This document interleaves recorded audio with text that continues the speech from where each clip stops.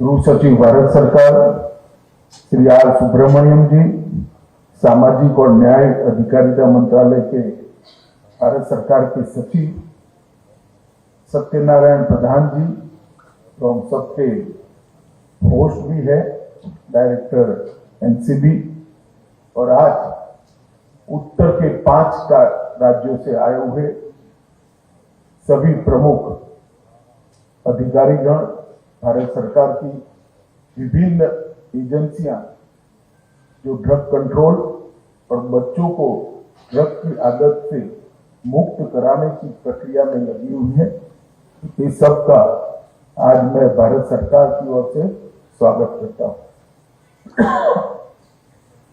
मित्रों, इस सम्मेलन का विषय बहुत सोच समझ कर रखा है।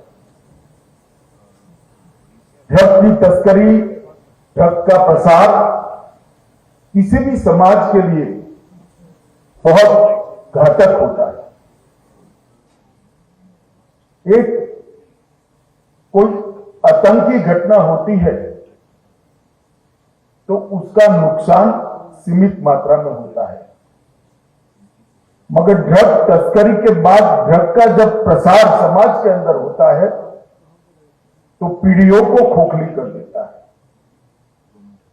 वो दीमक की तरह हमारे समाज और देश की जड़ों को खोखले करने का काम करता है।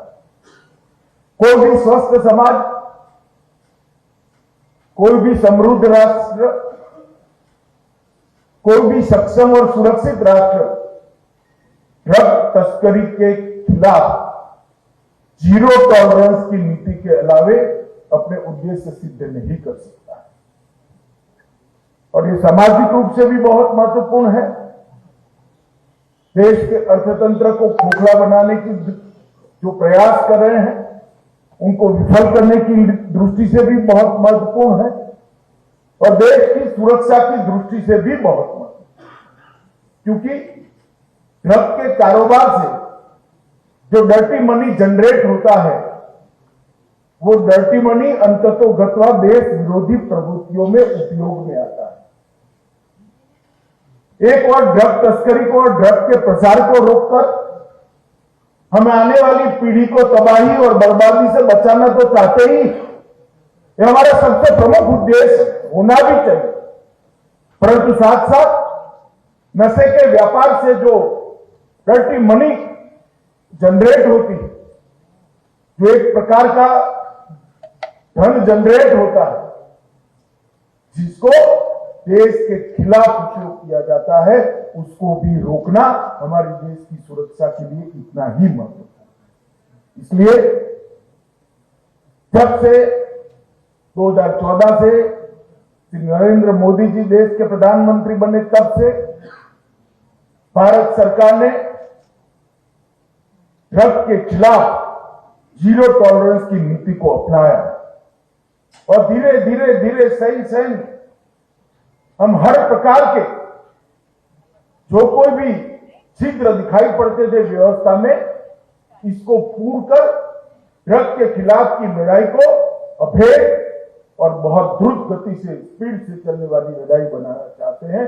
और मुझे आनंद है कि आजादी के अमृत महोत्सव के इस वर्ष के अंदर आज मैं विश्वास से देश की जनता को कह सकता हूं कि कभी भी आजादी के बाद जितनी स्पष्ट दिशा और गति से ड्रग के खिलाफ लड़ाई नहीं चली थी, आज इतनी स्पष्ट दिशा और गति के साथ हम ड्रग की लड़ाई को एक दिशा देने में सफल हुए। इसके परिणाम भी आए।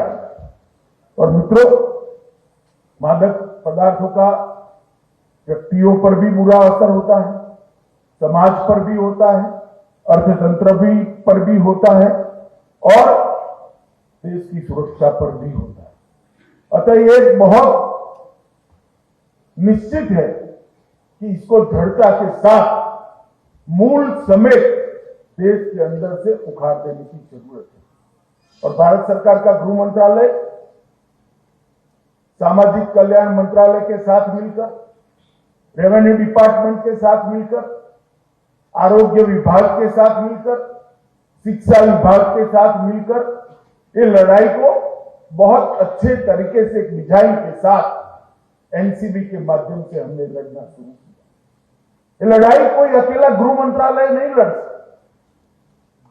हमने जो बच्चे नशे की आदत में डूब चुके हैं उनको भी बाहर लाना, उनको नया जीवन देना है। इसके लिए सामाजिक न्याय मंत्रालय और हेल्थ मिनिस्ट्री की भी जरूरत पड़े।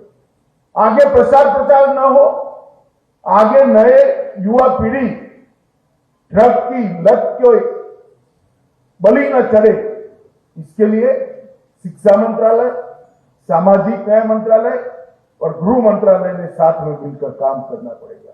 और देश की सुरक्षा को अभेद करने के लिए ये जो डर्टी मनी जनरेट होता है उसको देश की सुरक्षा से इसमें सेंध न लगे, देश को बर्बाद करने की जो इच्छा रखकर काम करने वाले हैं उनको उनकी जमीन दिखाने के लिए गृह मंत्रालय ने भी बहुत कठोरता के साथ काम। हमारा अप्रोच बहुआयामी है और बहुआयामी अप्रोच के साथ गृह मंत्रालय इस लड़ाई के आगे हम चले।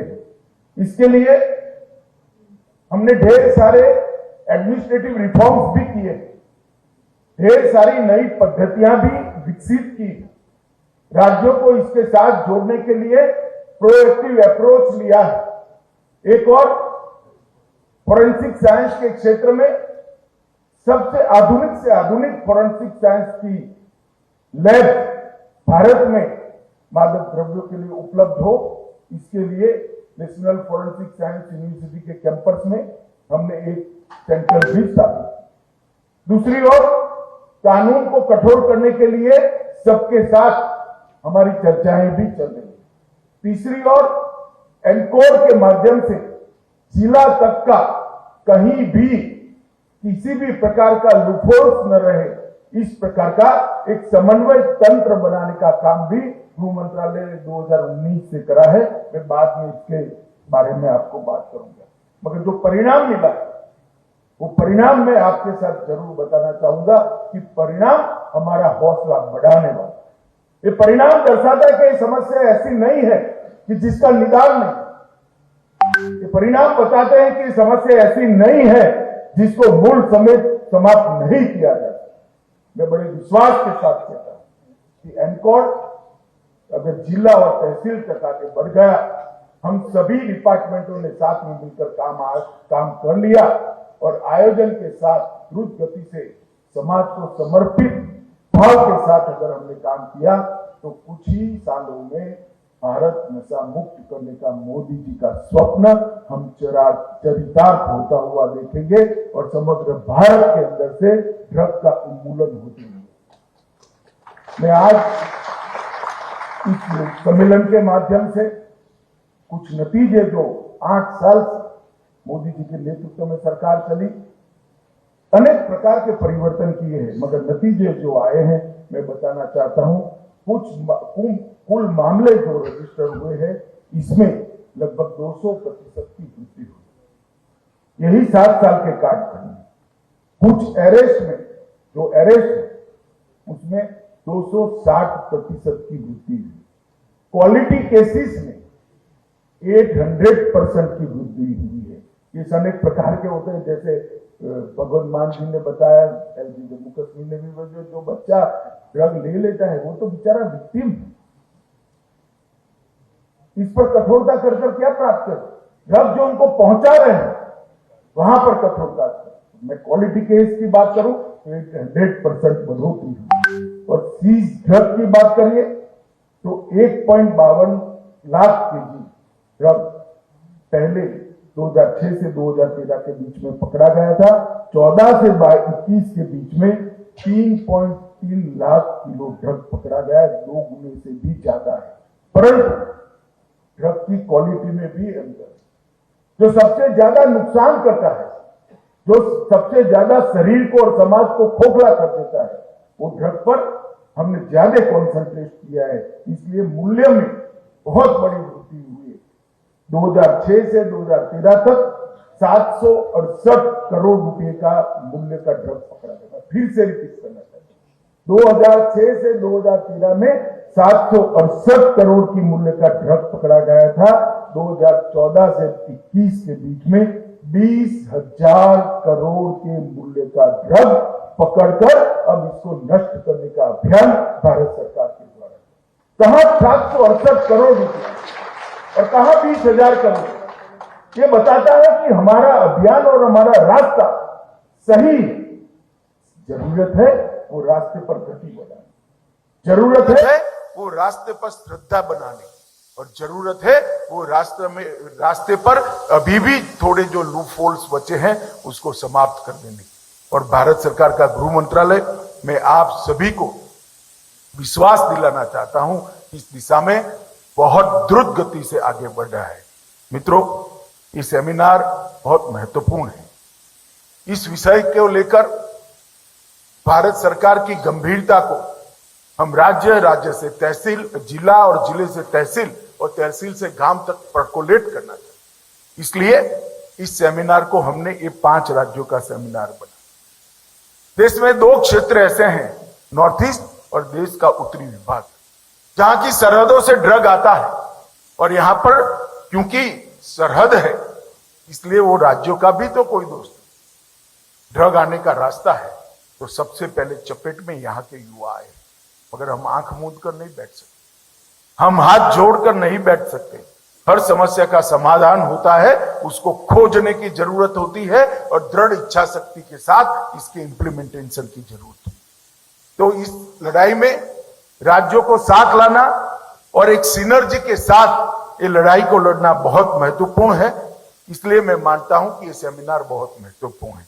नारकोटिक्स के संबंधित जितनी भी एजेंसियां काम कर रही हैं, वो सभी एजेंसियों के बीच में एक प्लेटफॉर्म पर चर्चा हो और सभी के प्रयास एक दूसरे के पूरक हो। सभी अलग अलग दिशा में प्रयास करें तो परिणाम नहीं मिलेगा। सभी एजेंसियां एक ही दिशा में काम करें, सभी एजेंसियां एक दूसरे को पूरक हो तो परिणाम ज्यादा मिलेगा। ये सेमिनार भी नारकोटिक्स की समस्या के संबंधित जितने भी मंत्रालय है, जितनी भी एजेंसियां है, उसको एक प्लेटफॉर्म पर लाने का काम करेगी। इसलिए भी ये बहुत महत्वपूर्ण है। मित्रों, मैं आज इतना ही कहना चाहता हूं कि ये सेमिनार का जो विचार मंथन से अमृत निकलेगा, वो अमृत से हम आने वाली पीढ़ी को बचा पाए। नारकोटिक्स के खिलाफ लड़ाई में हमने हमारे अप्रोच में बहुत बड़ा बदलाव किया। पहले जब भी कहीं पर भी घटना होती थी, पकड़े जाते थे, तो उसको एक केस के रूप में देखा जाता। अब एनसीबी ने बहुत प्रयास के साथ एक एसओपी डेवलप की है कि ज्यादा मात्रा में नारकोटिक्स पकड़ा जाता है, बल्क नारकोटिक्स पकड़े भी गए थे। दरिया के बीच में जाकर हमारी एजेंसियां पकड़कर लाई है। तो जब ज्यादा मात्रा में पकड़े जाते हैं तब वो कहां जाना था वहां तक जांच को ले जाना है। और अगर कोई सेवन करने वाला पकड़ा गया है तो वो पदार्थ देश की सरहदों में कहां से आया तब तक जाना है। तो ऊपर से नीचे और नीचे से ऊपर की जांच का ये अप्रोच है, ये समग्रता का अप्रोच है, इसने परिणाम लाने में हमें बहुत बड़ी मदद की। और मैं मानता हूं इस अप्रोच को हमने आगे भी ले जाना है। मित्रों, हमने देखा अभी लगभग 30,000 करोड़ के ड्रग को हमने 4 शहरों में 30,468 किलोग्राम ड्रग को आज जलाने का काम किया है। ये अभियान कई दिनों से चल रहा है और 15 अगस्त तक हम बहुत बड़ा ड्रग को जलाने का काम कर देंगे, क्योंकि कभी कभार ड्रग का धंधा करने वाले लोग ये जब्त ड्रग का भी उपयोग अलग अलग प्रकार से करते हैं। उनके लिए हम कोई जगह छोड़ना नहीं चाहते। इसके लिए देश की सुप्रीम कोर्ट और हाई कोर्ट ने भी कुछ आदेश पारित किए हैं, जिससे इसको जल्दी नष्ट करने में हमारी सरलता है। आज एनकोड पोर्टल का भी शुभारंभ हुआ है। एनकोड पोर्टल के माध्यम से देश भर की सभी एजेंसियां एक पोर्टल पे न केवल इंफॉर्मेशन ले पाएगी, इंफॉर्मेशन तो ले ही पाएगी, इसकी बेस्ट प्रैक्टिसेस का एक्सचेंज भी होगा।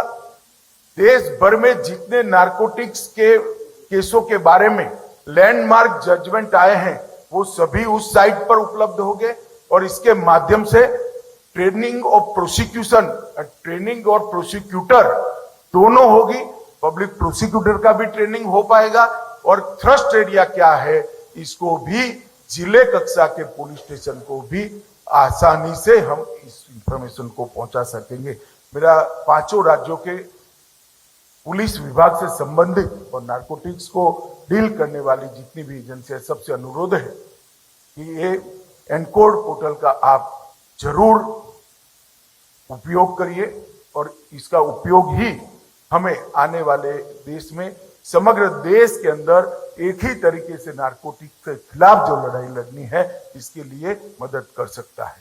निदान डैशबोर्ड भी inter operational criminal justice system के सहयोग से एकीकृत डेटाबेस का निर्माण हुआ है और एनडीपीएस अधिकृत एजेंसियां और एनसीबी के समस्त नार्को अपराधों का डेटा निदान के अंदर उपलब्ध है और कई प्रकार के अलग अलग मॉड्यूल्स भी इसके अंदर रखा है। तो मेरा आप सभी से अनुरोध है कि निदान डैशबोर्ड का भी हम ढंग से अभ्यास करें, इसका उपयोग करें। आज स्वान दल का भी शुरुआत हुआ है और आगे पर मैं इतना भरोसा देता हूं कि हम प्रयोग कर रहे हैं। स्वान में भी हम आत्मनिर्भर बनने की दिशा में आगे बढ़ेंगे। भारतीय स्वान ही नारकोटिक्स के लिए ट्रेन करने का काम भी हमने शुरू कर दिया है और बहुत कम समय के अंदर ये दिन आएगा कि नारकोटिक्स को आइडेंटिफाई करने वाले स्वान हमें बाहर से नहीं मिले।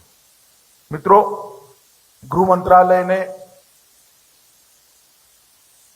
त्रिसूत्रीय फॉर्मूला पर काम शुरू किया है, संस्थागत संरचना की मजबूती। मैं आगे बात करूंगा एनकोड की। सभी नार्को एजेंसियों का सशक्तिकरण और समन्वय।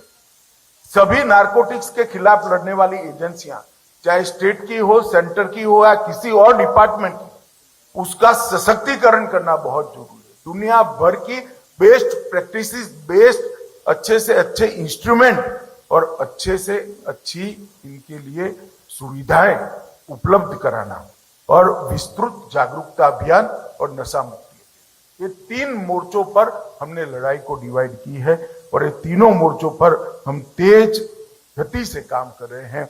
मोदी जी हमेशा कहते हैं होल ऑफ गवर्नमेंट अप्रोच से ही समस्याओं का समाधान हो सकता है और ये समस्या तो एक प्रकार से ऐसी है जिसमें अगर होल ऑफ गवर्नमेंट अप्रोच नहीं है तो विफलता के अलावे कुछ काम नहीं। अगर हम युवाओं को नशे की लत से मुक्त कराने का अभियान तेज नहीं करेंगे तो कितनी भी नारकोटिक्स पकड़ लो हम फेल हो जाएंगे। और अगर कितने भी युवाओं को आप नशे से मुक्त कराओगे, अगर नए युवा इसके अंदर जोड़ने का अभियान, जागरूकता अभियान नहीं करोगे तो फेल हो जाओगे। और ये दोनों कर लिया मगर नारकोटिक्स को नहीं रोक पाए तो भी फेल हो जाओगे।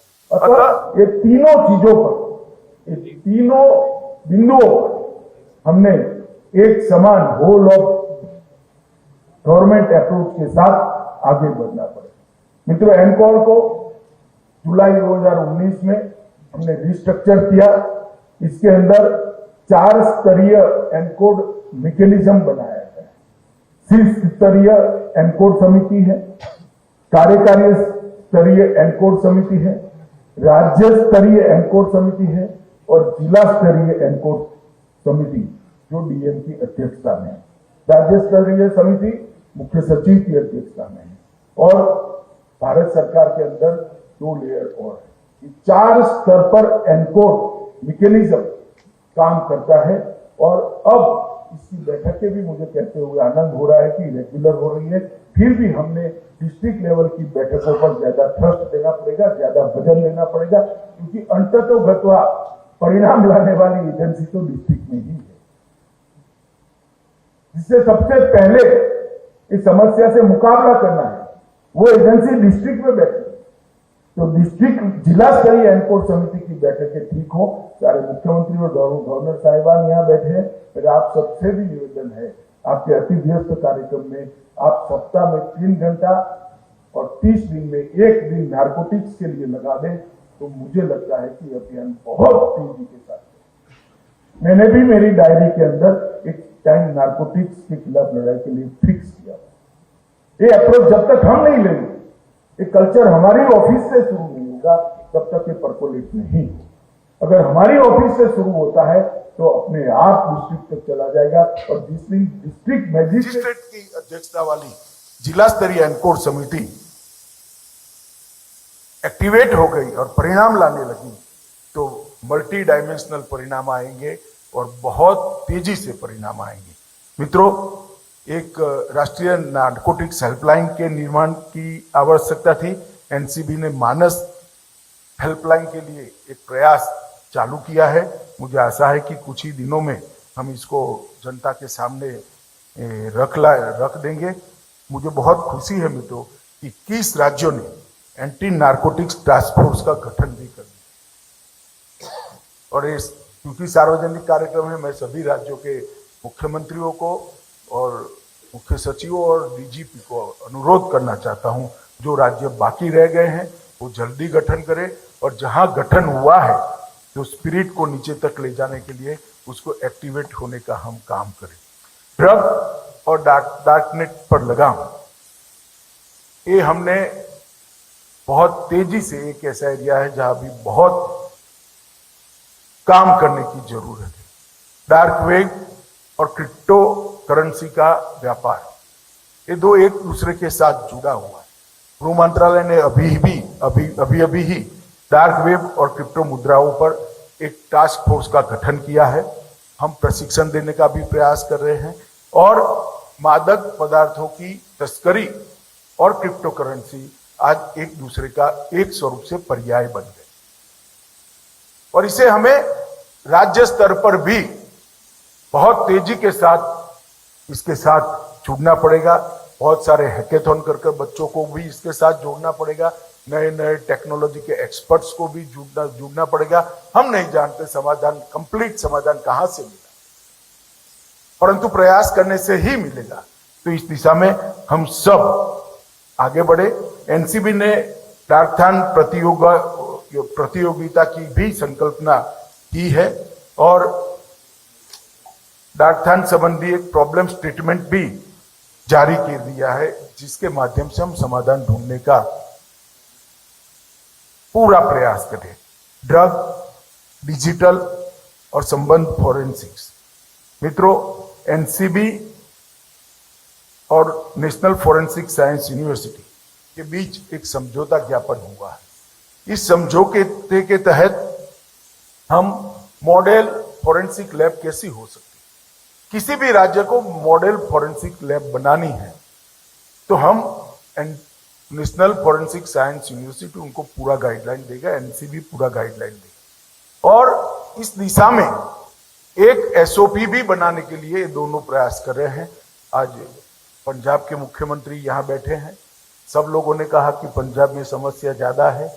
मैं मानता हूं पंजाब में समस्या ज्यादा है, बॉर्डर का स्टेट है और समस्या ज्यादा है, इसलिए हमने वहां प्रयास भी ज्यादा करना पड़ेगा।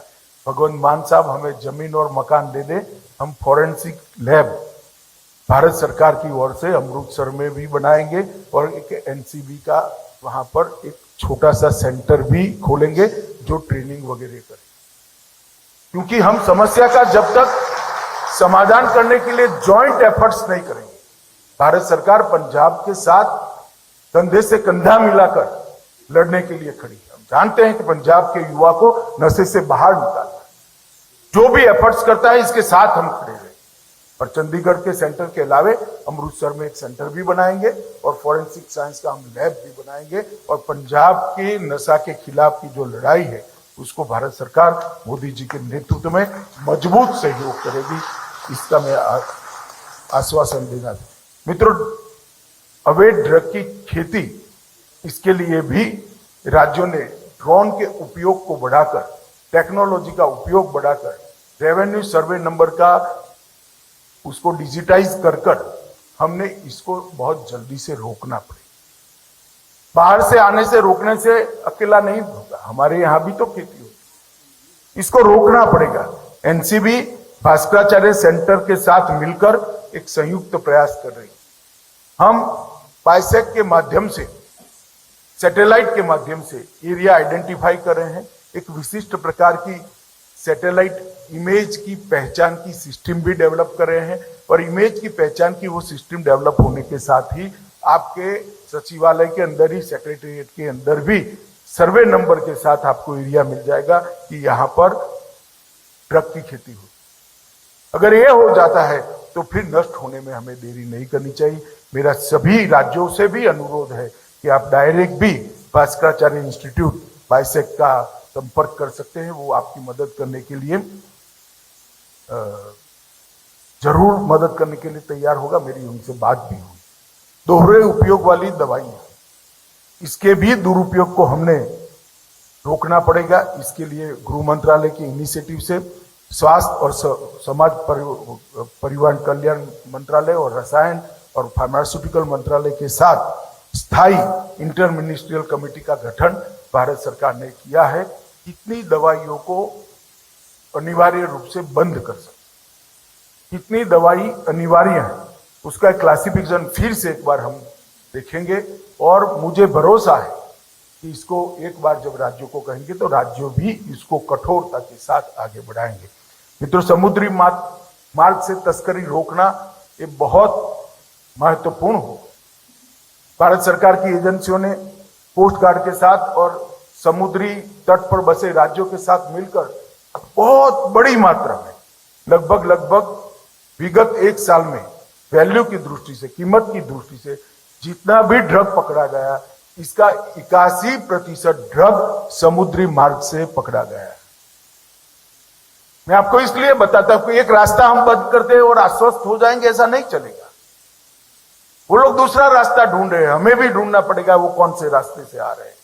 तो समुद्री मार्ग से तस्करी, वैसे ये 5 राज्यों के यहां ये समस्या नहीं है, और राज्यों के, तो मैं इसलिए इसको इंगित करना चाहता हूं कि भारत प्रमुख अंतर्राष्ट्रीय समुद्री मार्ग के चौराहे पर हमारी समुद्री सीमा से ना लंका जाने देना है, ना पूर्व के देशों में जाने, ना भारत में आने देना। मैं फिर से एक बार कहना चाहता हूं, भारत की सरजमीन ना ड्रग बनाने देगी, ना ड्रग को आने देगी, ना ड्रग को यहां से बाहर जाने देगी। भारत का संकल्प है मोदी जी के नेतृत्व में, जीरो टॉलरेंस अगेंस्ट ड्रग। ये दुनिया की लड़ाई है जो भारत ने लड़ी, और इस स्पिरिट के साथ हम इस समस्या का समाधान कर सकते हैं। कई हवाई अड्डों पर हमने अलग प्रकार के पद्धतियां भी विकसित की है, मैं सार्वजनिक करना नहीं चाहता। कस्टम और डीआरआई ने भी कई प्रकार के सॉफ्टवेयर बनाए हैं जिससे तुरंत ही हमें सूचनाएं मिल जाती हैं। और फाइनेंशियल इन्वेस्टिगेशन के लिए भी एफआईयू और ईडी दोनों के साथ बहुत गहन विचार विमर्श गृह मंत्रालय करता है, और एक्टिव पार्टिसिपेशन इनका भी होता है।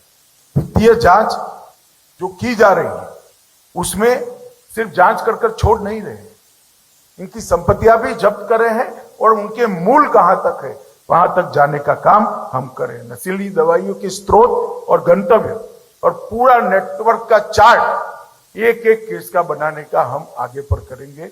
हमने जिले तो इंगित किए ही है 272, इसमें तहसील भी इंगित की है, लगभग 80,000 से ज्यादा गांव भी इंगित हो। अब एरिया हमारा तय है कि लड़ाई कहां लड़नी, सामाजिक न्याय अधिकारिता मंत्रालय ने कहां लड़नी है, गृह मंत्रालय ने कहां लड़नी है, समुद्र की हमारी निगरानी करने वाली एजेंसियों ने कहां लड़नी है, और राज्यों ने कहां। अब हमारा काम है संकल्प के साथ हर व्यक्ति, हर एजेंसी अपने अपने क्षेत्र, जो अपने कार्य क्षेत्र है, इसके अंदर ये लड़ाई को मजबूत ले जाए।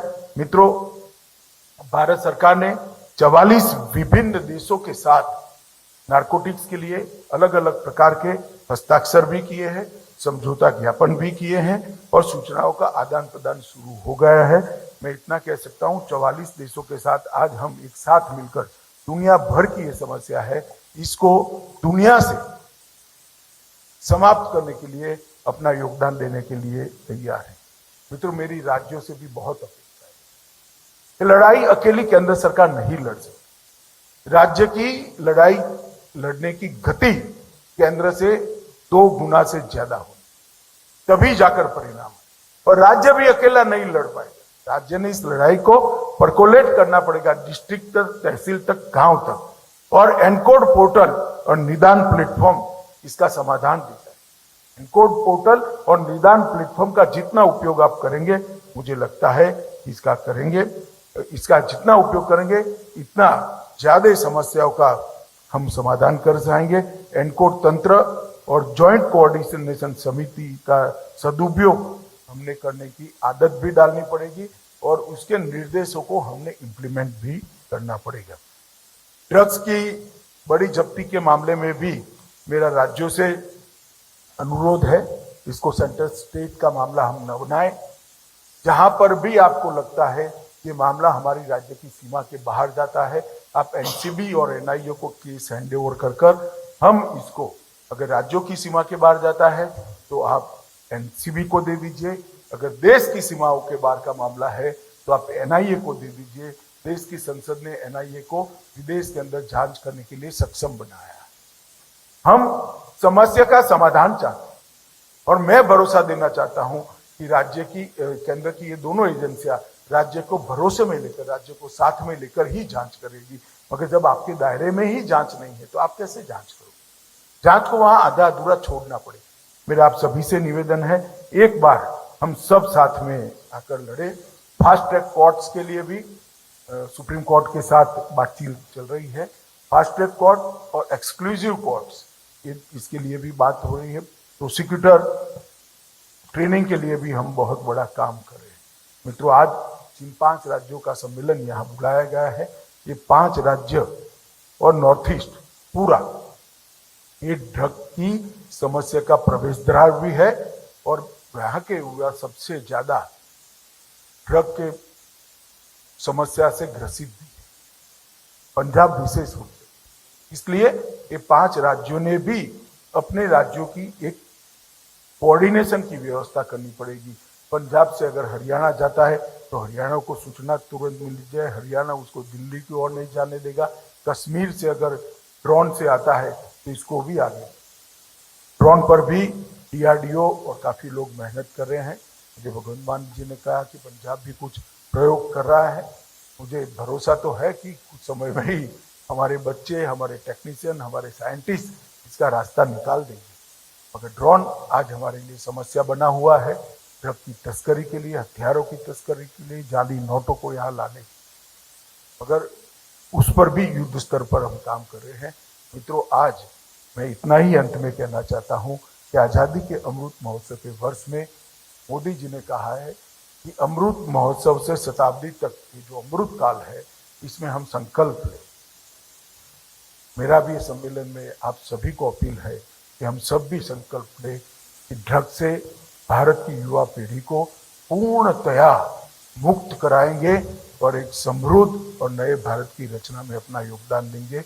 मुझे भरोसा है हर राज्य का सहयोग मिलेगा, हर राज्य प्रोएक्टिव रोल भी करेगा और हर राज्य आगे बढ़कर, केंद्र से भी आगे बढ़कर ड्रग की समस्या को अपने अपने क्षेत्र में समाप्त करने के लिए करेगा।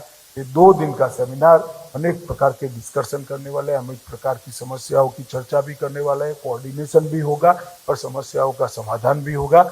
आयोजकों को मेरी बहुत बहुत शुभकामनाएं हैं और सभी राज्यों के मुख्यमंत्रियों को अंत में मैं गृह मंत्रालय की ओर से धन्यवाद करना चाहता हूं कि आपने उपस्थित रहकर यहाँ सहकार देकर इस समस्या के खिलाफ लड़ने का मेरे मंत्रालय का संबल बढ़ाया है, हमारा हौसला बढ़ाया है और इससे ऊर्जा भी मिली। अंत में आप सभी को सम्मेलन के लिए शुभकामनाएं देकर मैं मेरी बात समाप्त करता हूं। वंदे मातरम।